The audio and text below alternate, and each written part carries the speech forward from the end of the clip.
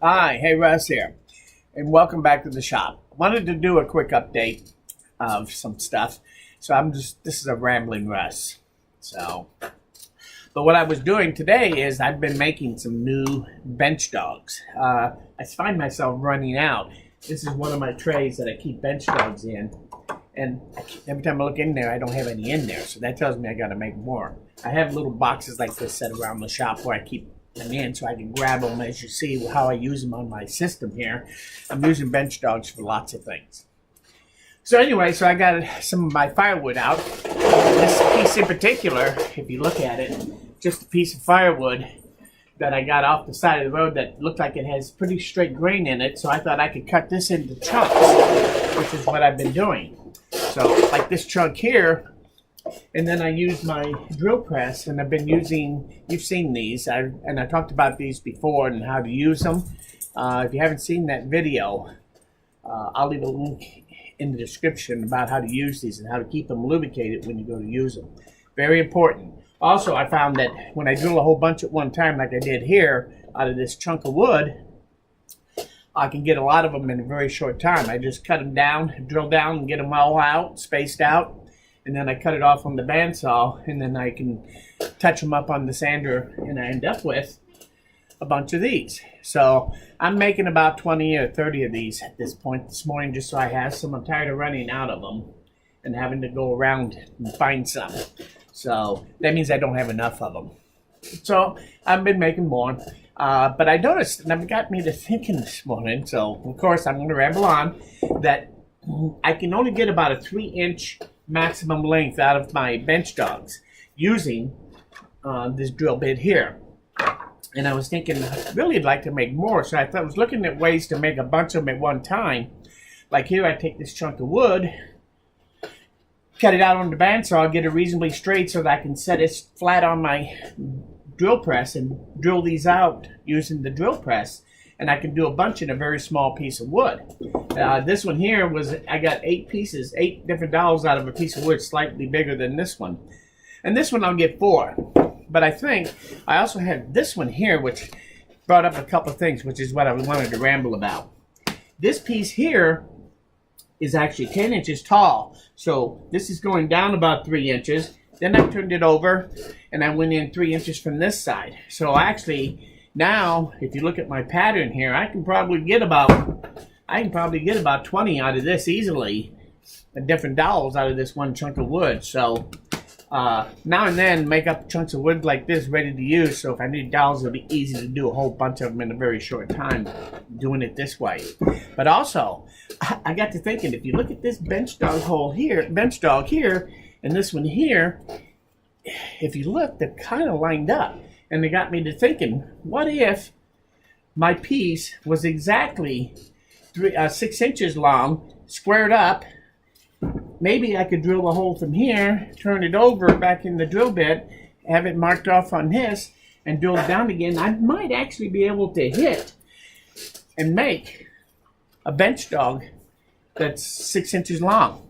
Anyway, it's a food for thought. I think I'm going to take a block of wood, my next one. Maybe out of that log there, I'll find a really nice straight piece of wood and make sure I square it up and plane it down instead of just cutting it on the bandsaw, and try to make some 6-inch dowels. I'll let you know how that works, but that's just one of those crazy things that I think about sometimes when I'm doing other things. So this is nice. I'm going to get so many bench dogs out of it, and between this and that chunk and this one, I should have enough bench dogs today before the day is out. So that's one of the things I want to talk about. I also want to give you a quick update on my little bench vise at hand screw clamp that I turned into a vise. Both of them. Let me show you real quick here. I kind of set them up semi-permanently on this end of my bench. I got these two.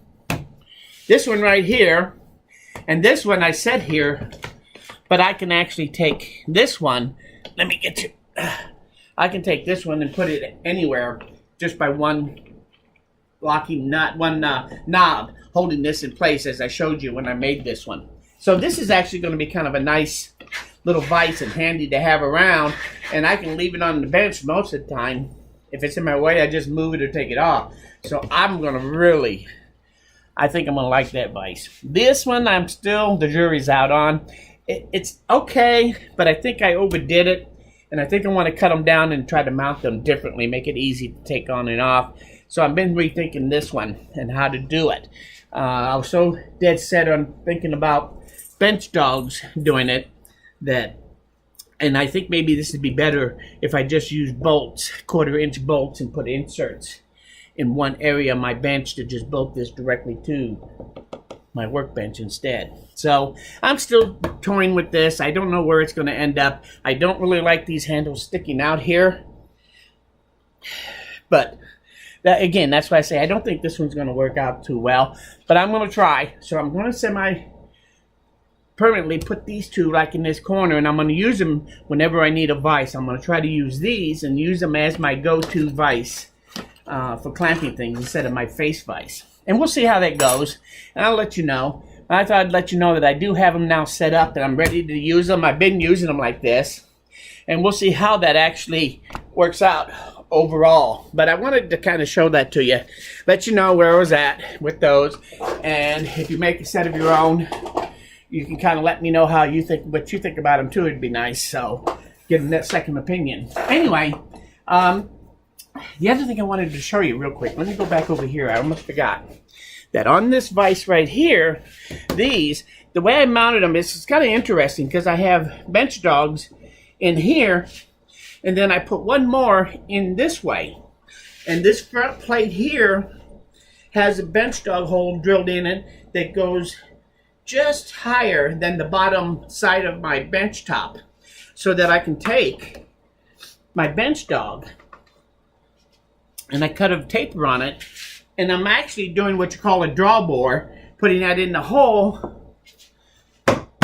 Then I tap it in, and that pulls this thing down tight, so I don't need clamps or anything to hold it in. And I like this method of clamping it down. I use F-clamps on a lot of my other stuff, but using this draw bore method, I think actually, since I had the bench dogs and the bench dog holes, this would fit better into that scheme, doing it this way. So I'm going to take some of my other vices and probably change how I bolt them down, so I don't have to use up my clamps in order to clamp things like this to my bench. So that was just one of my thoughts. Excuse me. The last thing I'm going to kind of mention, which is kind of strange here, but I think I'd like to make some pencils. Now, I've been playing with pencils a little bit, sharpening it. I have a hand sharpener, and I also have an old antique crank sharpener out of a school, I think. That's really very old, but it works really well. But I was thinking, what I hate about pencils is I drop them all the time, so I keep tons of pencils around the shop, as you know. But I've been thinking maybe I should try making some pencils, just for fun, and see how that works, because the problem with these pencils, they don't seem to really end up being too sharp before I have to throw it away, because I break the lead in them. The lead actually breaks off. Then when you sharpen it, the very tip can pull out. Then you got to sharpen it again. So it's really a drawback to some of these. And I think that if you had more glue in there, you wouldn't have them coming loose so readily. So if I made my own and really did a good job of actually gluing them in between the pieces of wood and then glue it together and trim it down, maybe you can. I've never made pencils. I'm going to look at some of the stuff on YouTube and see what's out there, because I've seen there is a little bit about it out there. So, but if you have any input about how to make pencils, let me know. It's something I'm kind of toying with. My shop notes project I want to do, where I'm going to be able to bend pipe and a round rod. I haven't put it on hold, but my problem is I'm missing some of the right springs, because on that one piece that you make for 90-degree bends with 2 pieces of angle iron, that one, the springs have to be just right for what you're doing. And I've bought a couple of different ones, and it turns out they actually won't work. And it's a long story. I didn't know compression springs was this complicated, to be honest with you. So, but once I get those parts all together, then I'll make those so you can see them, because that's something I still want to do. I'd love to be able to bend a little bit of flat metal and a little bit of round rod into shapes to make brackets and stuff and handles. I think that would be kind of cool to have. So we'll see how that goes, and once I get it, I'll let you see. But I haven't forgot about it, but this is really getting to be a pain. I guess I should go to McMaster Car. I haven't done that, and maybe get somebody there to give me a hand, I can probably come up with what I want, because I kind of know how much compression has to do and all that, but I haven't been able to find anything that actually meets the specs that I'm going to need in order to make this piece. And weird enough, that particular Shop Notes magazine didn't give you a source on those springs, which usually they do on parts. They give you, on a project, they give you the source of all the parts. But they didn't do it on that one for some reason, and I'm not sure why, but I wish they had. So anyway, that's kind of where it's at. More than anything, I just wanted to let you know what I was doing and how I was thinking about making some super long dowels. That was my main thought here today. But sometimes I just got to ramble. I appreciate you stopping by. If you like this video, say so. If you have any ideas about any of the things I talked about, leave them in the comments. Most importantly, though, come back again, because we're nowhere near done here. Thanks, and we'll see you again very soon.